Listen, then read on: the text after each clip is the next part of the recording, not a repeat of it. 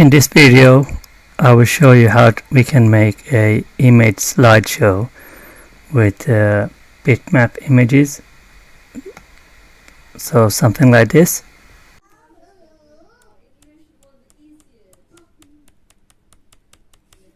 First, you will need to create a project. And then set the usual properties. So in settings, you'll have to set the size to 320 by 240. Also, we'll have to set the main screen properties, the width to 320 by 240. The actual GUI in this project is quite simple. All we will have to do is we'll have to add a label and 2 buttons and an image. So first, drag the label across,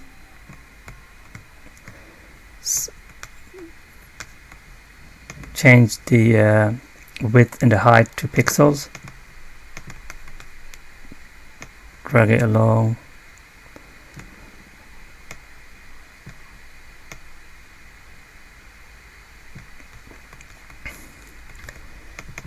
give it a name, image slideshow, and then set the style main default. In the text column, we'll set the font. We can set the normal LVGL fonts, or we can set a custom font. If you want to add a custom font, there's a video for it, so you can use that, or you can just use the normal fonts. I've added a custom font to be used in this project, but that's optional. Font, and then this is the custom font I added. Centralize it, and then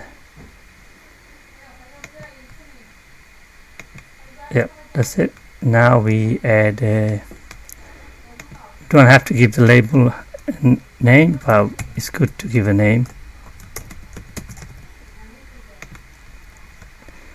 Now we will need to add 2 buttons, one to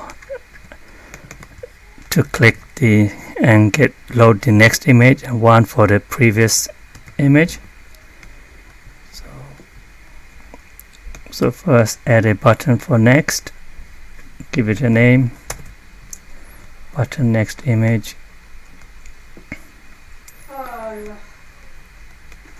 and then get another one,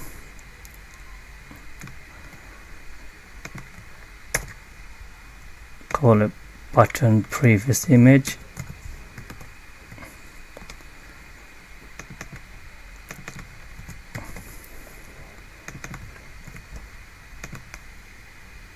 change the text for the next button, and to click on the label, so that label there, next, and for the previous button, change the text to previous. Let's make it smaller, 60 by 50. Same for the next button, 60 by 50.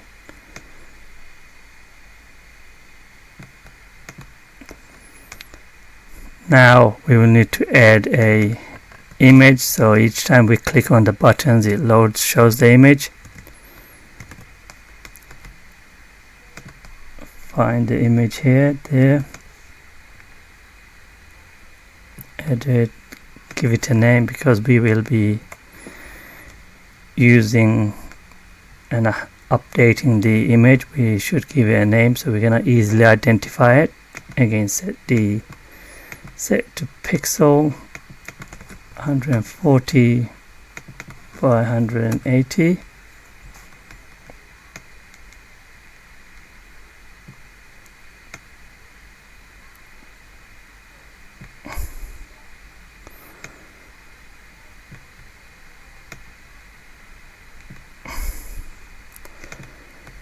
set the border for the image, so click on the image and style, default border, set to 1 or 2, whatever you like, and our GUI is ready. So the hardest part for this project is actually loading the images, the bitmap images. At the moment I'm not sure how to load images directly from SD card, so I'm going to add all the bitmaps here. So if you click on bitmaps, you can add the images, give it a name like, I don't know, Tottenham,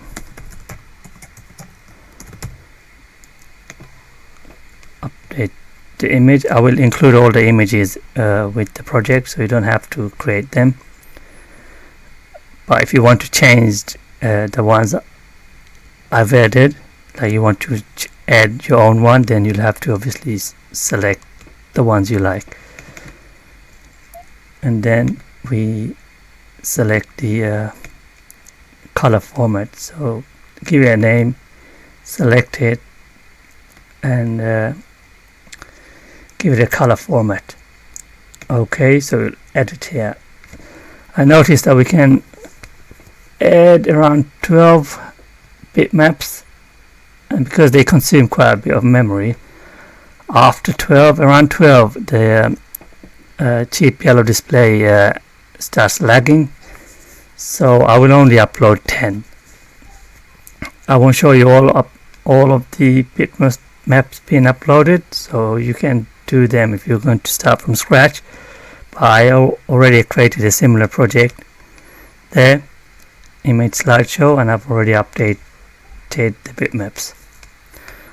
Let me make that button a bit bigger, 60 by 50, 50 by 50. Just position it a bit so it looks nicer.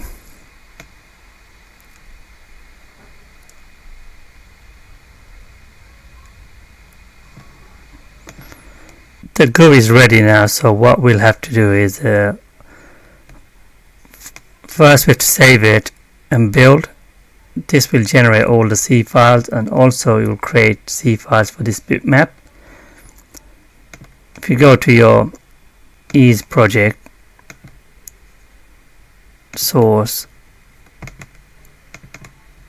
UI, this is where it creates all the C files, and this is all the bitmaps.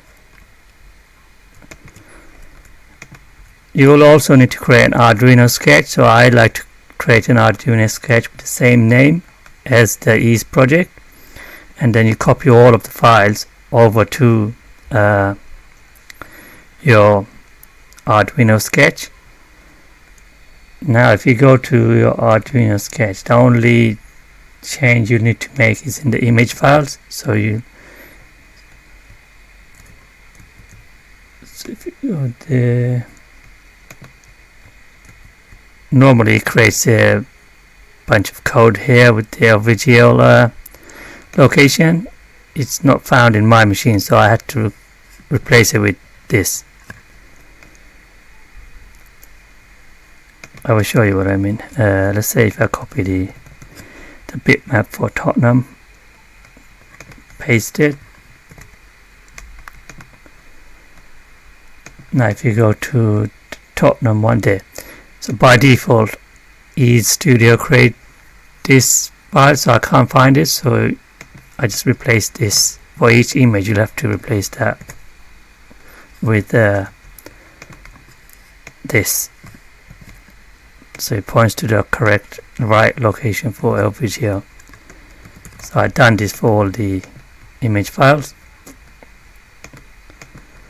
The only change I had to make was I had to register 2 events, one for the next button, one for the previous button. Current picture is initially set to 0, so when they click next it uploads the first one. The total number of images is 10.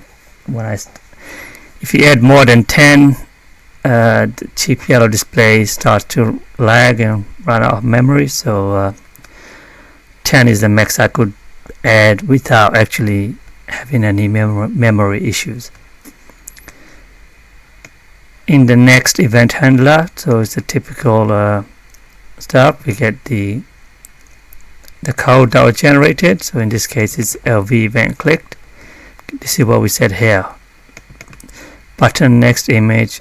This is the event handler, and this is the event to handle. We're not passing any label or other GUIs to update, so this is null. Here we're just checking which target generated this event, checking if the code is clicked. If it is clicked, then we check if current picture is more than 0 and less than the total number of image. If it's not, then we just set we just set it to 0, so we load the first picture again. For the previous event handler, you can see we added this event, we registered this. Once button previous image is clicked, previous event handler will handle the event. This is the event, and again we're not passing any other elements to update. So again we're getting the code and the target that generated it. We're checking if the event code matches with what we expect, and then simply we just checking if more than 0 and less than 10, set the image. And in this case, because we're going backwards, we're decreasing the current pick count.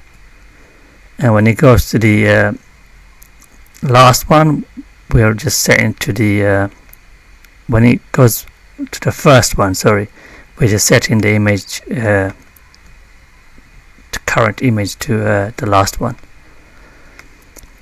This method, what it does is it takes the current pick count and then just a simple if else statement. So if it's 0, we just upset the Liverpool image, bitmap image. If it's 2, then it sets the Man City bitmap image, etc. And that's it. So we registered 2 events.